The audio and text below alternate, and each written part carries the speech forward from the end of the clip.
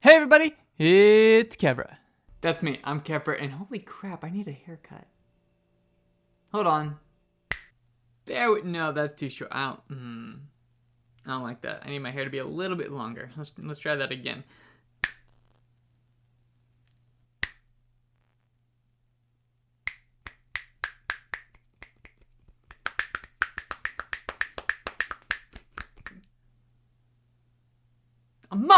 With the fact that Mario Kart 8 DLC is coming out in waves and was added to the expansion pack, I feel like Mario Party DLC will do something very similar. Now, a few months ago when I talked about the different ways DLC could look, I kind of dismissed this idea pretty quickly. It seemed a bit unrealistic at the time because I just couldn't see Nintendo doubling the amount of boards in Mario Party Superstars for only 20 to 30 bucks. And maybe that's still true because it seems like the Mario Kart tracks are just going to be ported remasters from Mario Kart Tour, whereas the Mario Party boards would be full-on remakes. That being said, it seems like Nintendo is really investing into the expansion pack by adding Mario Kart 8 DLC, by adding Animal Crossing DLC. It really just seems like Nintendo is wanting to be like every company, and not just gaming companies, but I literally mean like every company that just wants you to sign on to a subscription service and keep having you pay that monthly or yearly fee. And the way they do that is by consistently adding content. And we're not just talking about N64 games, especially because those are gonna run out at some point. And yeah, they have Game Boy and they have Game Boy Advance. But it seemed like very early on, before they even released the expansion pack,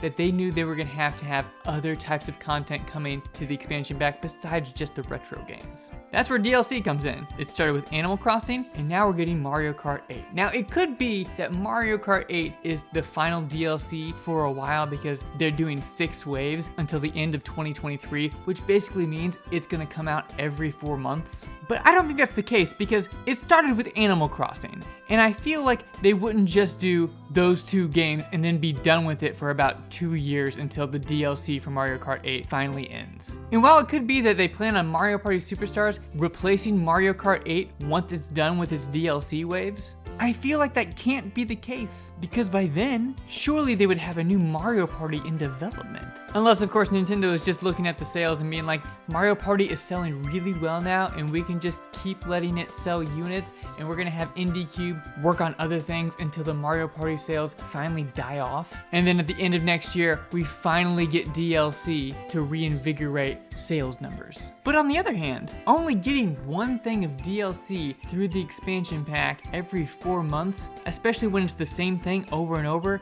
seems kinda lame, and I feel like Nintendo is smarter than that. Correction, hope. I hope that Nintendo is smarter than that. Hope.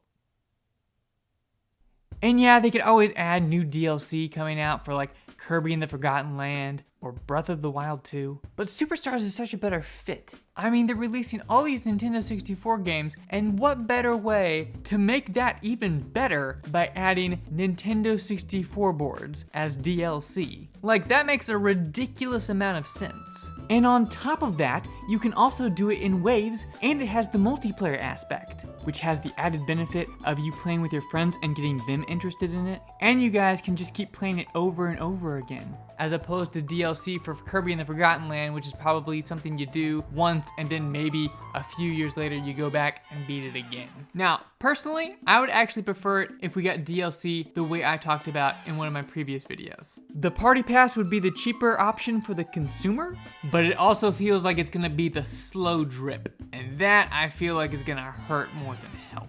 Like, I really think we're just gonna get one board at a time every 4 months if they do it this way, and that's gonna not be great. I mean, personally, I would much rather get 2 or 3 boards at once, and that way, whenever they drop, I can play a variety of different boards instead of playing one and then having to go back to the other 5 boards that I've probably already played 20 times each by now. Like, I would much rather get 3 or 2 new boards, keep alternating between them, and then eventually I'll start filtering the old boards back into the rotation.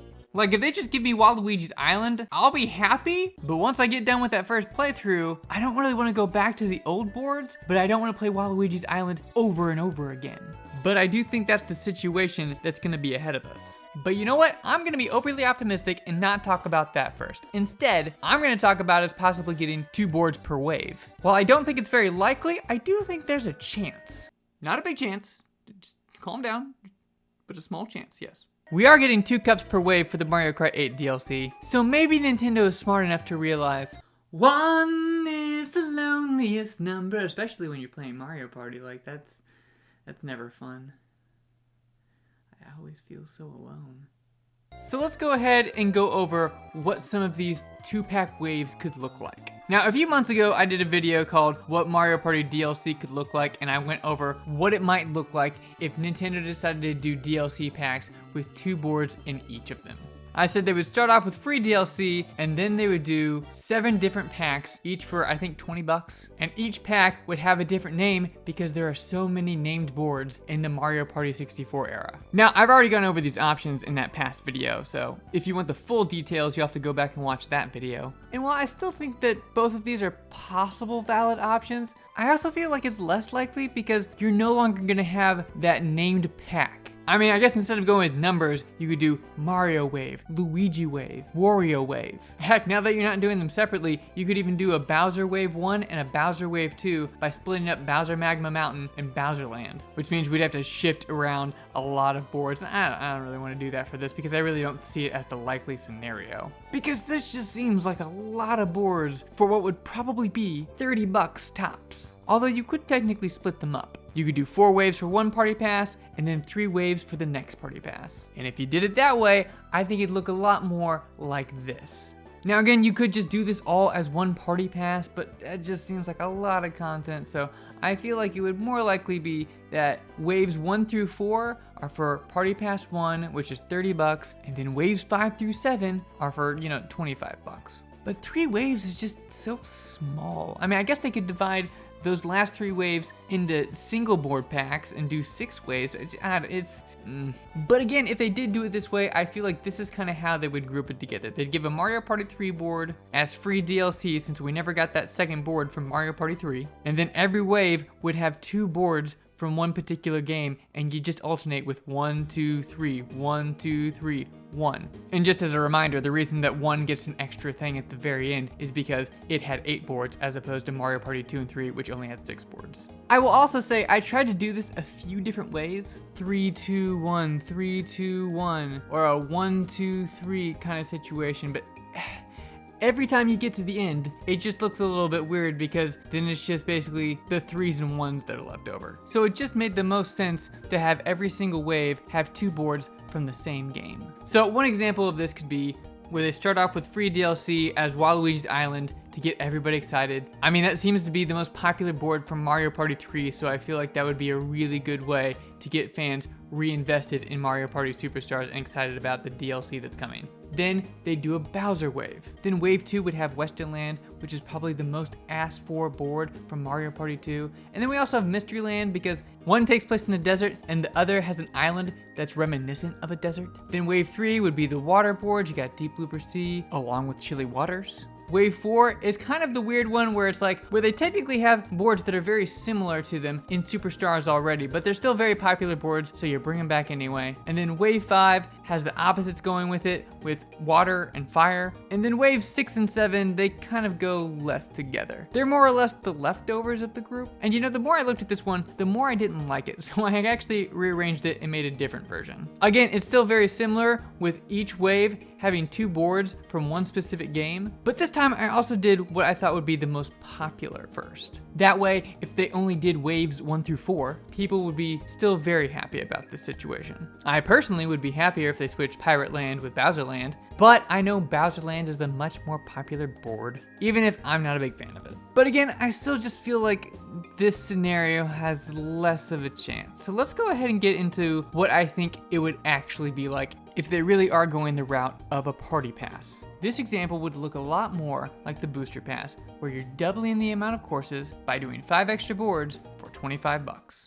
And of course, each board would come in a separate wave, most likely with a few minigames, maybe even a character.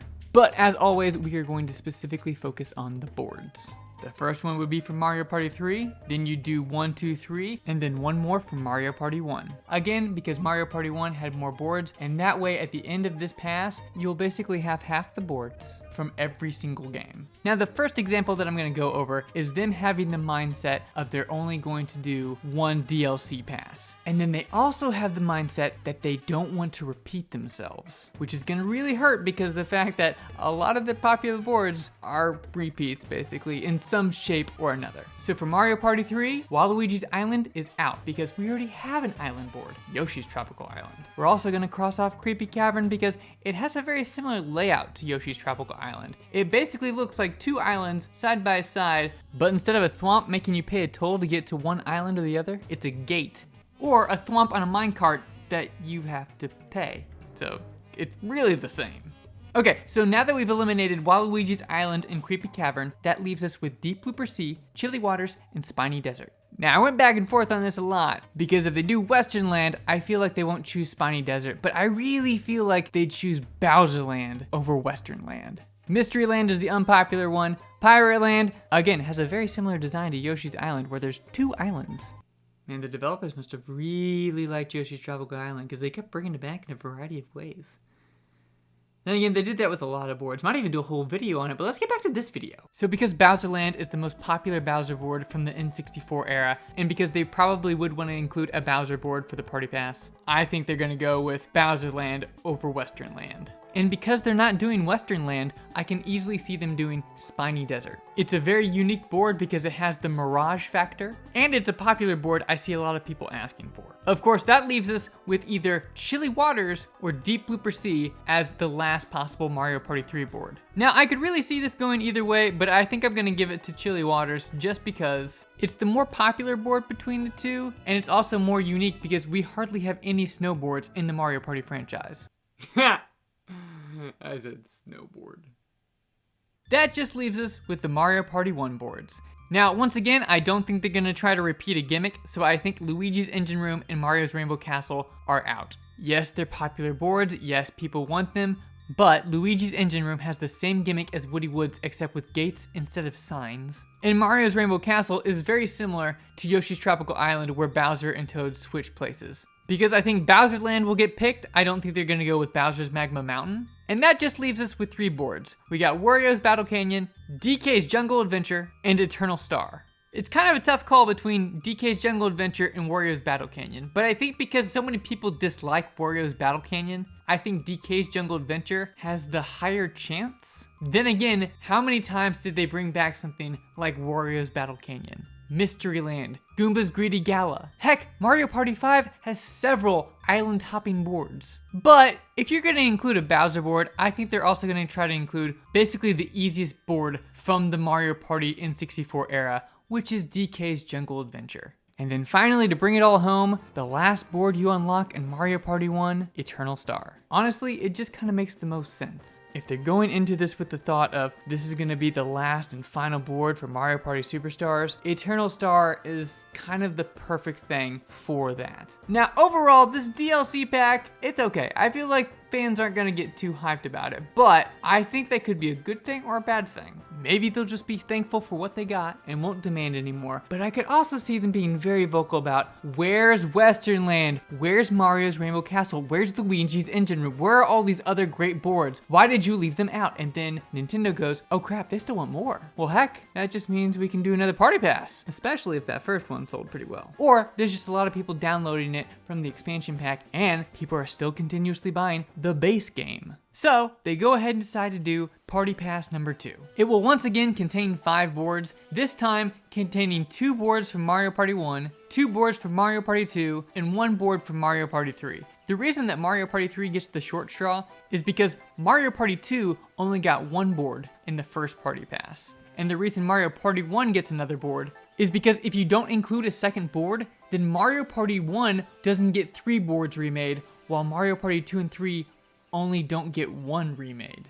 So if Party Pass number 2 really is a reaction from Nintendo as they hear the fans cry, we want all of these boards, then I feel like most of these picks will be pretty obvious. You got Western Land, you got Mario's Rainbow Castle, you got Waluigi's Island, you got Luigi's Engine Room, And then the final Mario Party 2 board would either be Pirate Land or Mystery Land. Again, going back to that Wario Battle Canyon logic, they could end up picking Mystery Land just because they like the island hopping theme so much. And I don't see a ton of people really asking for Pirate Land. But because it is more liked than Mystery Land, we're gonna go ahead and say that's the pick. Now, of course, this Party Pass will be immensely more popular than the first one. While the first one was decent, it really just had one popular board, two kind of popular boards, and then two boards that I think people enjoy, but they aren't their favorites by any means. Party Pass 2 is basically all favorites. So Nintendo could see this in either one or two ways. They could sit there and think, you know, because Party Pass number 2 was extremely popular and Party Pass number 1 was only so-so, let's not go ahead and do the rest of the boards. We gave the fans exactly what they wanted, let's quit while we're ahead. On the other hand, because they had so much success and they only have 5 boards left to do, they go ahead and do Party Pass number 3, which has the 5 remaining boards. Personally, I think they would quit while they're ahead, even though I would love them to remake these final 5 boards. But I just don't think they would do it, unless of course they decided to split up those 4 really popular boards from Party Pass number 2 and put 2 of them down in Party Pass number 3. But if they have the foresight to do something like that, I feel like they would have enough foresight to just go ahead and think about how they would do 3 different Party Passes. They saw how well Mario Party Superstars was doing, they saw how the fans were saying, what do you mean these are the only boards we're getting? And they kept wanting to add stuff to the expansion pack to make it much more valuable because they want people to continuously pay for NSO and the expansion pack. So if Nintendo was really smart, here's what I think they would do. They would go ahead and make an outline of 3 Party Passes. And each pass would not only have an even distribution between the 3 games, but they would also separate it by type and popularity. Now by type, I simply mean that they would separate things like, as you can see here, I have Waluigi's Island, Deep Blooper Sea, and Pirate Land all on 3 different tiers because they're all aquatic themed. I made sure each of the Bowser boards was on a different Party Pass. I have Spiny Desert and Western Land in 2 different passes because they're both desert themes. But the big one Nintendo does is separate them by popularity. So you have Waluigi's Island in one, you have Western Land in a different one, and Mario's Rainbow Castle in yet another one, because these are the 3 most popular boards that have not gotten remade yet. Then you also make sure that every single pass has one of the weakest boards from the 3 games. So one pass needs to have Wario's Battle Canyon, a different pass needs to have Mystery Land, and then the 3rd pass needs to have, I'm guessing, Creepy Cavern. I don't see a lot of hate for it, but it usually seems like the least popular one, so we're gonna go with Creepy Cavern. Although it could also be Deep Blooper Sea. I see more people say they like Deep Blooper Sea than I see Creepy Cavern, but I also see probably a little bit more hate for it. So it could really go either way, but I'm leaning still towards Creepy Cavern. Then you go back to the next 3 favorites. Bowser Land would definitely be one, Luigi's Engine Room would probably be another, and then for Mario Party 3, I think it would either be Chilly Waters or Spiny Desert, but I'm leaning towards Spiny Desert. I think that one is the more favorite between those 2, but not by much. And then the final 6 boards, I really feel like they could kind of do anything with because they're like the middle tier where it's like they're not really liked, but they're not like hated. Some people enjoy them, some people don't. I think Chilly Waters is the only one that people enjoy a lot more than these other boards, but other than that, I feel like a lot of these boards are kind of just a mixed bag. So for these last 6 boards, it's more about making sure you don't overlap in themes or put a Mario Party 1 board where a Mario Party 3 board should go instead or something like that. Now, as I said before, I would much prefer either 2 or even 3 boards per wave, but if they do the 1 board per wave, this would probably be my favorite because of the fact that we get all the boards. And on top of that, they're making sure to give all of these boards a second life, even the ones that are less popular but are loved by some. And you know what? Maybe people's opinions can change because of the fact that in Superstars, it works a lot better because of the item system that they have or the changes that they made to the board. And that's the one good thing about this slow drip of getting 1 board every X amount of months, is the fact that when a board like Wario's Battle Canyon comes out, people may have hated it in the past, but if it's the only new one to play that month, you're more likely to give it another chance and see that maybe you even like it this time. Now, the one other way that they might do this is if ND Cube says, you know what? We don't care if we do repeats. We're gonna go ahead and give the people what they want the most. We're gonna give them Waluigi's Island, Mario's Rainbow Castle, Bowser Land, Luigi's Engine Room, and Spiny Desert, because those are the top 5 things that people have asked for the most. So we're just gonna give them a party pass, and it's gonna have those 5 boards. And then they probably don't do the other 10, which means we don't get Western Land, we don't get Chilly Waters, we don't get any of the other boards that are probably a little bit more on the middle tier to lower tier side. Or who knows, maybe because of the fact that they're ignoring the patterns and repeats, they just say, you know what, screw giving them double the amount of boards, let's give them like 8 boards, and they'll just end up with 13 boards. So they give us Western Land, Chilly Waters, and then maybe, you know, Eternal Star or something. But at that point, I feel like logic kind of goes out the window. I mean, as you can see, this is one that I was working on when I was just like, well, what if they just gave us all the stuff we've been asking for the most? And I feel like it's something that sounds like it makes sense, and then you realize they could just do anything they wanted to. I mean, if they started with only giving us one Mario Party 3 board, maybe they're gonna give us just a random amount of boards from each of the games. Heck, maybe they don't look at patterns or what games have gotten which boards or what the fans want. They just go around a table asking each other what their favorite boards are and remake those. So we get something super random like Deep Looper Sea, Wario's Battle Canyon, Mystery Land, Bowser's Magma Mountain, and Western Land. I mean, this is Nintendo and IndieCube we're talking about. Sometimes logic just escapes them. But if you go into suing that, then there's no reason to do these types of videos. You might as well make it more of a personal thing of like, these are what I want, and I didn't want to do that. I mean, maybe I'll do that at some point, but I more enjoyed finding the method to the madness and solving this like a puzzle, and trying to figure out their approach through some form of actual logic. However, I think I've pretty much covered all I've wanted to cover when it comes to Mario Party Superstars DLC. I think this is my last video on the topic. Now, I know I said something very similar whenever I did my Why We Should Have Hope for Superstars DLC, and maybe something's going to happen to change my mind. Maybe they release the DLC tomorrow and I instantly have to talk about it. But at the moment, I feel like I'm just beating a dead horse. Cut to me beating a dead horse. Actually, let's not cut to me beating it. I feel like I'll get banned from YouTube if I do that. So just, I don't even know where to find a dead horse. So just imagine me beating it. Let's not imagine it. That's weird.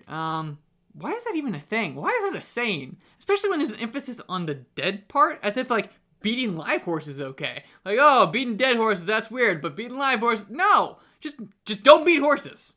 There you go. Made the world a little bit better, you're welcome. That being said, I will definitely be making more Mario Party videos. I will be making more Nintendo videos. And at some point, I will finish the How to Adapt the Legend of Zelda series and be posting it on my other channel. But for the moment, I am done talking about Mario Party Superstars DLC. It's why I launched this channel, and originally I planned on only doing a couple of videos, and then just every once in a great while, I might post something else. But you know what? I ended up really liking doing this channel because I used to be the guy who would just be in, you know, a Facebook group or a Reddit group and would make posts that were basically too long, didn't read. And now I realize that having a YouTube channel gives me an outlet to talk about things that I want to talk about when it comes to video games. Maybe I'll even start doing movies at one point, and it will just be my geek culture channel. I'm not really sure, but you know what? If you've made it this far, if you've subscribed, if you've liked and disliked my videos, a big shout out to you because you're part of the reason why I'm like, you know what? I could just keep doing this. If you like this video, give it a like. If you dislike this video, make sure you hit that dislike button twice just to really show me how much you hated this video. That'll teach me. And if you want to see more content like this, go ahead and subscribe. Until next time, I'll catch you later.